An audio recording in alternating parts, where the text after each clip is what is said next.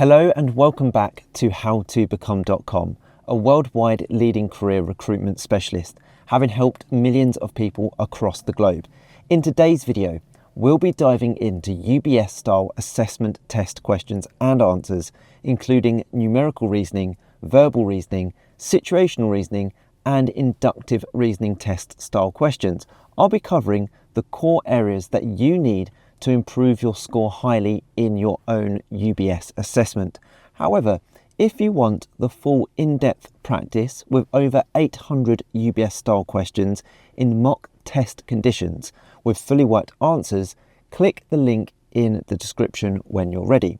Now, make sure you watch this entire video because I'm going to break down each question type, explain the answers step by step, and then provide plenty of practice questions to test your understanding. Let's get started. So to begin with, let's take a look at an example numerical reasoning question, one of the most common types in UBS assessments. This first warm-up question is all about analysing sales data. So let's take a look at the table and then answer the questions that follow. So question part A is, what is the total sales revenue for product A over the 3 months using this company sales data table? And question part B is, what month had the highest overall sales revenue for all products combined? Now, I'm going to give you 10 seconds to answer both of those questions, and then I'll give you the answer and break down the question for you and the answer. Now, if you need more time, simply pause the video. It's always best to build up your speed after being able to answer questions accurately. Accuracy is more important than speed. You can improve your speed by practicing more of these question types. Like I said, check the description below when you're ready. Your 10 seconds starts now.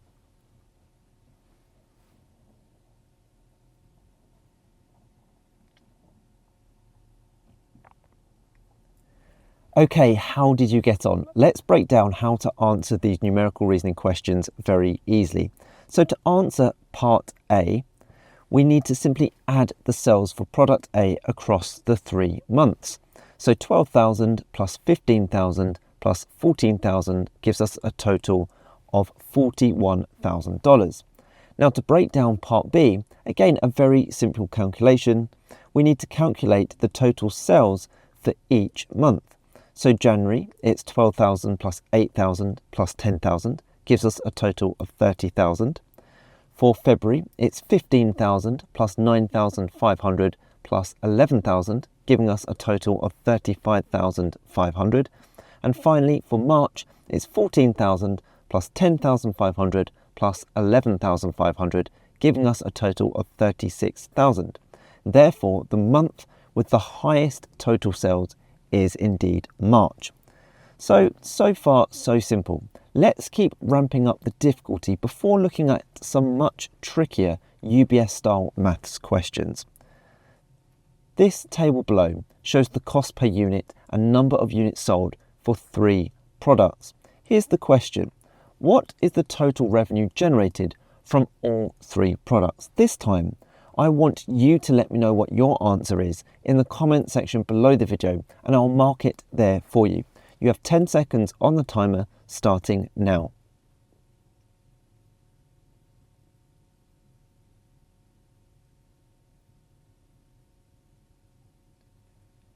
Okay, you're doing great. Don't forget to put your answer below. Let's move on to another question. This time we're going to take a look at a percentage question. A company's expenses for Q3 are detailed below. By what percentage did the marketing expenses increase from April to June? This time we're going to look at the answer together and break it down. So first, give it a go yourself. You have 10 seconds again, and then we'll look at it together. Your time starts now.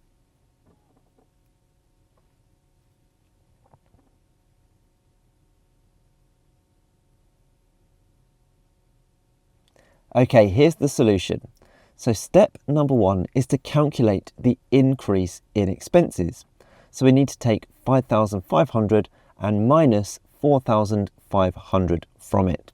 So that gives us an increase of $1,000.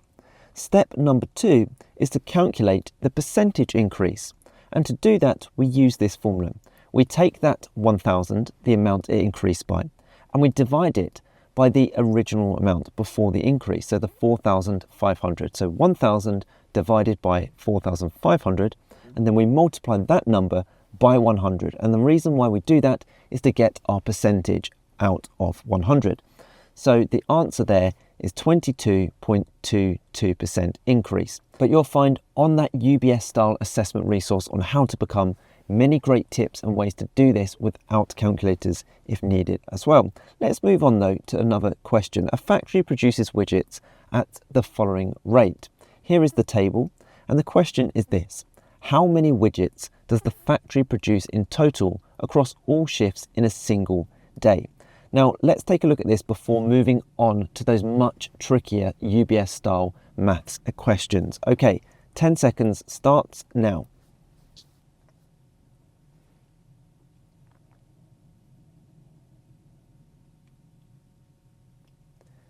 You're doing really well. Don't forget to put your answer in the comment section below so I can mark your answer for you. What I want to do now is take a look at a much more difficult UBS style numerical reasoning test question.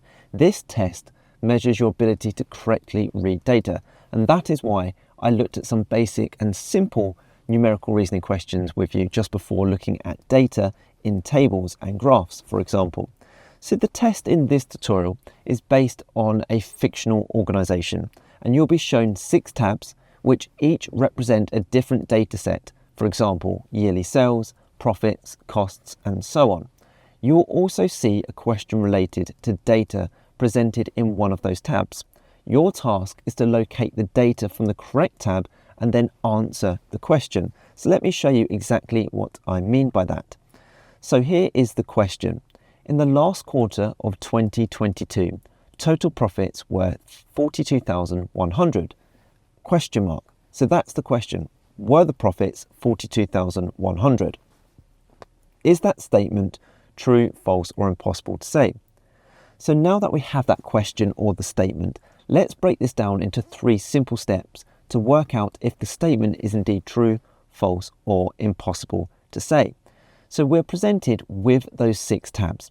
Now you'll be able to access all of these tabs and you'll be presented with charts, graphs, and a variety of data. So step 1 here is to find the correct tab which contains the data. In this case, we can see the question includes the words total profits. We could assume by this that the required data may be present in the total profits tab. So if we click that total profits tab, let's see where it takes us. We're now presented with data and a graph. So step 2 is to analyze the data contained in the tab to locate the correct data so we can then validate this statement.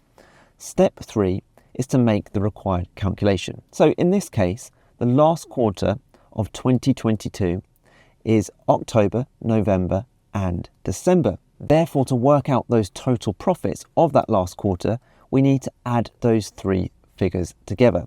So 12.2 plus 13.4 plus 16.5 gives us a total of 42.1. Looking at the tab again, it states that the figures are represented in the thousands of dollars. So to get the answer, we need to multiply 42.1 by 1,000. Or in other words, we'd need to move the decimal place over by 3 places, and it gives us a figure of 42,100. As the question asks if the total profits were 42,100, this makes the correct answer true. Okay, let's try another one real quick for you to try this time. Here is the question.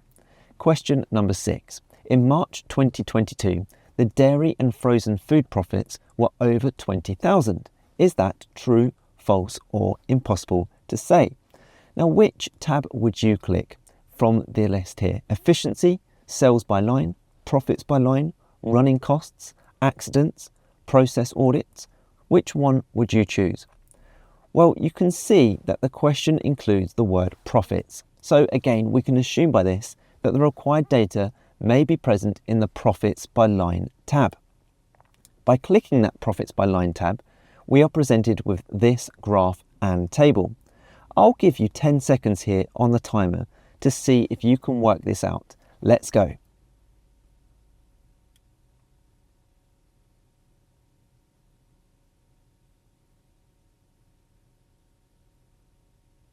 did you get the answer? Looking again at the question, it is asking us to validate whether the combined profits for the dairy and frozen departments in March 2022 were over $20,000.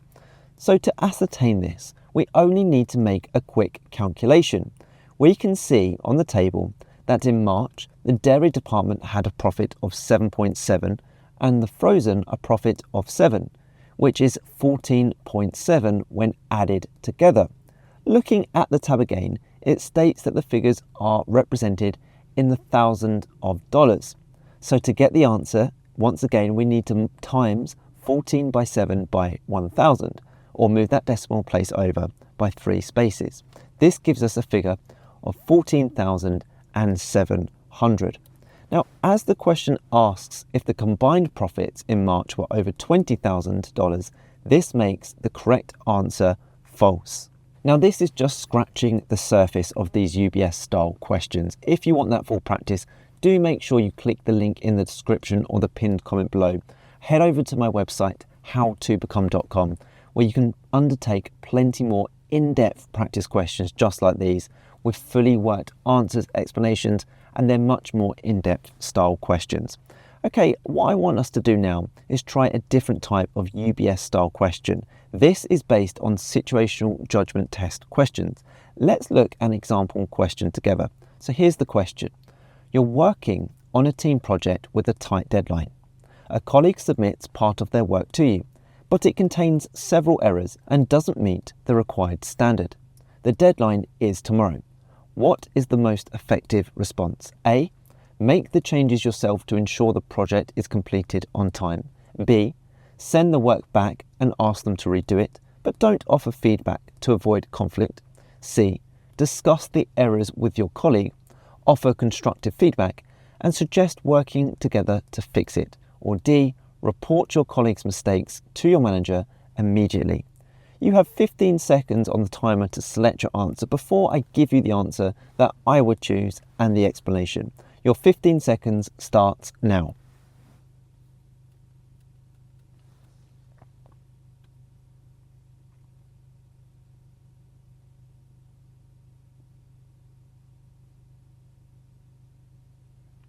How did you get on? The best choice for this question is answer option C. Discuss the errors with your colleague, offer constructive feedback, and suggest working together to fix it.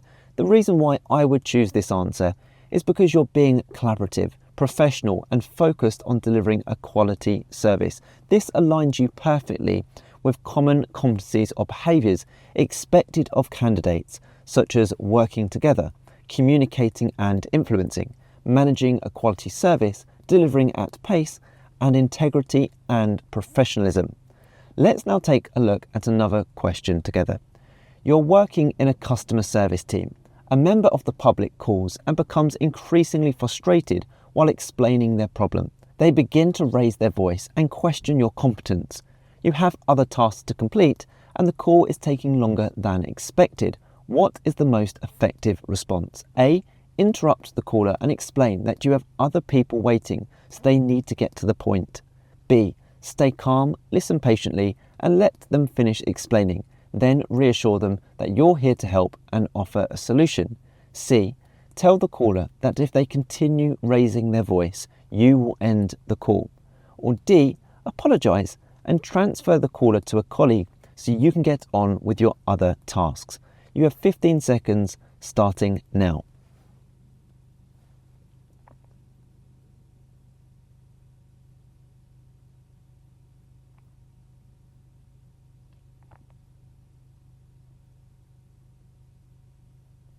Okay, the correct answer here should be B. Stay calm, listen patiently, and let them finish explaining. Then reassure them that you're here to help and offer a solution. This response reflects calm professionalism and shows empathy without losing control. It aligns perfectly with very common behaviours and competencies that are required from candidates, such as communicating and influencing, delivering at pace, and managing a quality service. So listening patiently, staying calm, and offering help are key to diffusing tension and building trust. I want you now to try some of these questions yourself. It's your turn now Don't forget to put your answer in the comment section below so I can mark your answers for you, and let me know the question number as well. So question number 9 is this. You've been asked to update a spreadsheet with key data before a team meeting. While reviewing the previous version, you notice several figures entered by a colleague look incorrect. The meeting is in 2 hours and your colleague is out of the office today. What is the most effective response? A. Leave the figures as they are since they're not your responsibility and you don't want to cause confusion. B. Try to verify the questionable figures yourself and update them if you can confirm the correct data. C. Mention the issue in the meeting, but don't make any changes in case it causes problems. D. Remove the figures from the spreadsheet and explain that the data was unreliable. You have 15 seconds starting now.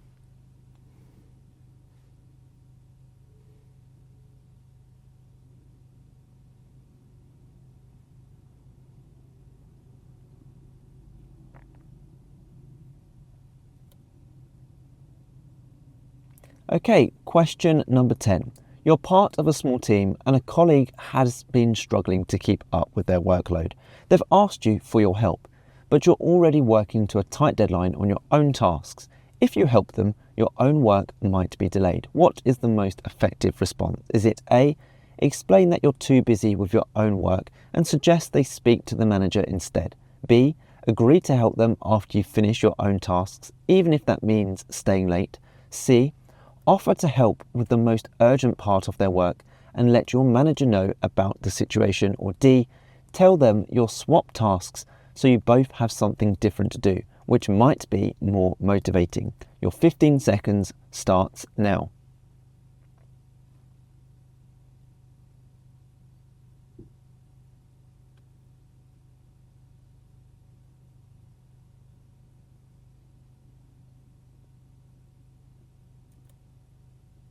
Okay, let's take a look at one more before moving on to the inductive and logical reasoning type questions. So, you're responding to email queries as part of your daily duties.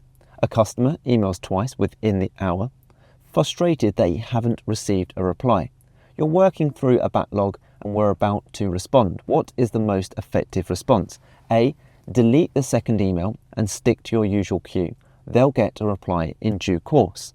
B. Reply briefly to acknowledge their frustration and reassure them you're handling their query now.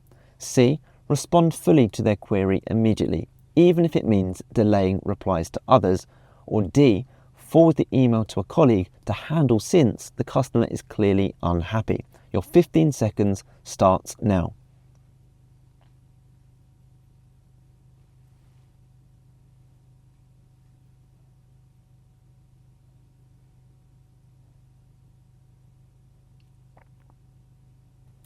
Okay, let's now take a look at some inductive reasoning style questions next. Many people really struggle with these questions. Here's the question. One of the tiles is different to the remaining 4 in some way. Which of the 5 options is the odd one out? Please put your answer in the comment section below, but we'll work this one out together. You first have 15 seconds to try this out for yourself. Here we go.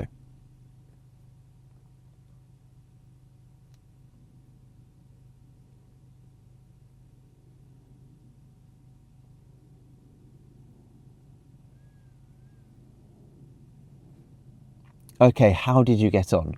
So the correct answer is option A. And that's because all of the other answer options besides A have the same number of shapes on either side of the line. So you'll see B has 1 shape either side of the line. C has 2 shapes either side of the line. D, 1 shape either side of the line. And E has 2 shapes either side of this line.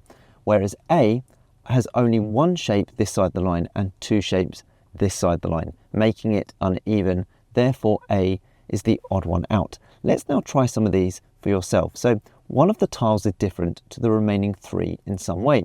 Which of the 4 options is the odd one out? Don't forget to put your answer in the comment section below. Thank you very much. I'll mark it there for you. You have 15 seconds starting now.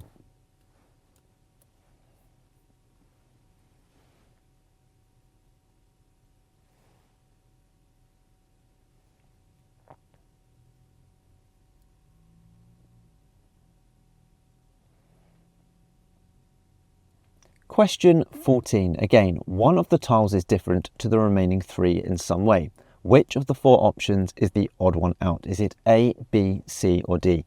Please put your answer in the comment section below. Your 15 seconds starts now.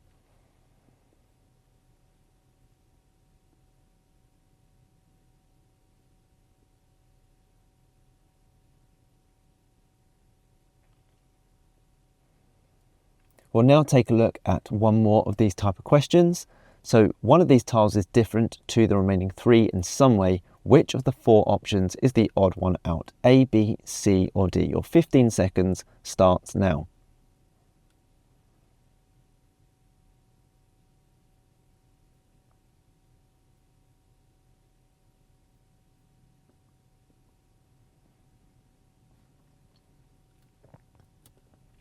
So the next thing to do is please make sure you click the button in the top right hand corner of this video right now and head through to my website howtobecome.com, where you can get instant access to over 800 UBS style assessment test questions and fully worked answers. It covers preparation for every section of the UBS, including numerical reasoning, verbal reasoning, logical and inductive reasoning, and situational judgment test questions. You'll get interactive practice tests and 4 solutions to ensure you are fully prepared quickly. You can literally have online access to this fantastic resource within 2 minutes from now. It's guaranteed to help you prepare effectively for your UBS assessment and, more importantly, put you ahead of the competition. I hope you've enjoyed this tutorial. Please don't forget to subscribe. I'm on a mission to help as many people as possible pass their aptitude tests and job interviews. I can only do that if you are subscribed. Please also hit that like button, as that encourages me to make more videos just like these. If you have any questions regarding aptitude tests, please feel free to put these in the comment section below, where I'll get back to you. And finally, don't forget to connect with me on LinkedIn. I've put my LinkedIn link in the description below. It's always great to connect with like-minded professionals such as yourself. Thank you so much for watching. I wish you all the very best with your UBS assessment. Have a brilliant day.